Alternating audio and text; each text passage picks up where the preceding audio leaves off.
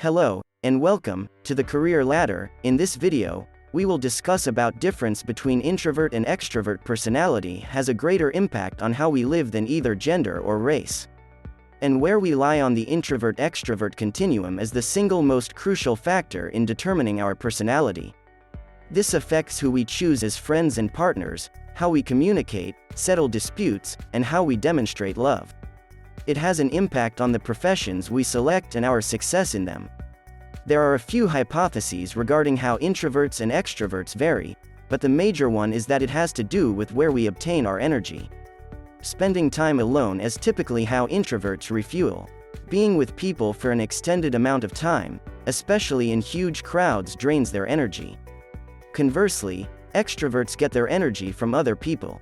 They feel depleted of vitality. They need social interaction to refuel when they are alone for too long. We all fall on various ends of the spectrum, of course. We are both introverted and extroverted to some extent, but we lean more toward one than the other. There are neither pure introverts or pure extroverts, according to Carl Jung, the psychologist who coined these words. He said that if such a person existed at all, he would be housed in a mental institution. Introverts make up from 1/3 to half of the population. If you're not an introvert yourself, you're probably pals, a spouse, or the manager of an introvert. It's possibly because so many individuals claim to be extroverts that these figures startle you. Why so many introverts conceal themselves even from themselves is understandable. The extrovert ideal, which holds that the ideal person is gregarious, outspoken, and at ease in the limelight, is the value system by which we live. We have been taught by society that being quiet and introverted is not the best course of action.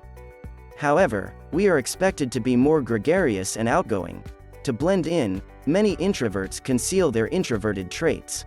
But when we uncritically adopt the extrovert ideal, we commit a terrible error. Quiet people who are able to tap into their inner worlds have contributed to some of our greatest inventions, works of art, and ideas. The theory of gravity, Google, the science of relativity, and other concepts wouldn't exist in the world if introverts didn't exist. If you're an introvert, you're also aware of the psychological harm that might result from the bias against silence. Perhaps your parents have expressed regret for your shyness, or you have been encouraged to go out of your shell at school. That offensive phrase ignores the fact that some humans and animals carry their homes with them wherever they go. Because of this, introverts frequently believe that something is wrong with them. However, there is another term used to characterize those who spend a lot of time in their heads. Let's examine some of the similarities and contrasts between the two personality qualities. The amount of external stimulus that introverts and extroverts require to function varies. Well, when reading a book, doing a crossword puzzle, or sipping wine with intimate friends, introverts prefer lower levels of stimulus. Extroverts like the extra boost that comes from engaging in activities like socializing, attending concerts, and participating in sports. The majority of psychologists concur that introverts and extroverts operate differently in the workplace. Extroverts typically finish tasks rapidly. They are capable of multitasking, making quick judgments, and taking calculated risks. They take pleasure in pursuing material and societal benefits. Many times, introverts operate more methodically and slowly. They like to concentrate on one activity at a time and have exceptional concentration skills. They are largely resistant to the allures of fame and fortune. Our social styles are shaped by our personalities as well. Extroverts are the ones who will make your dinner party more lively and will laugh heartily at your jokes. They frequently have a strong desire for companionship and are forceful and domineering. Extroverts speak their thoughts aloud and quickly. They seldom struggle with words, prefer talking over listening, and occasionally say things they didn't mean to. They don't mind disagreement, but they don't like being alone. Contrarily, introverts may have excellent social skills, like social events and professional gatherings, but eventually long to be at home in their jammies reading a book. They would rather focus their social efforts on intimate friends, work colleagues, and family members. They typically feel that they can express themselves more clearly in writing than in speech, listen more often than they talk, and consider before they speak.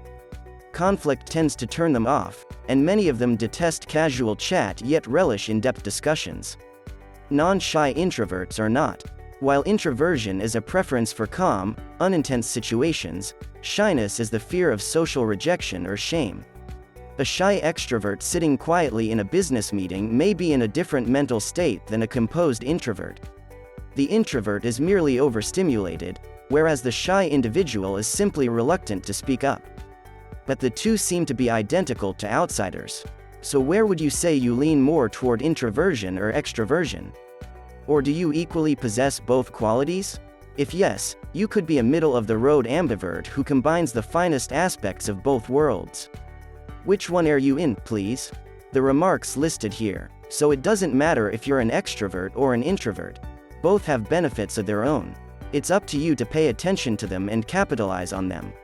Please like, comment, share, and subscribe to our channel Career Ladder if you found our videos helpful. I'm glad you saw the video, though. I'll see you in the next video.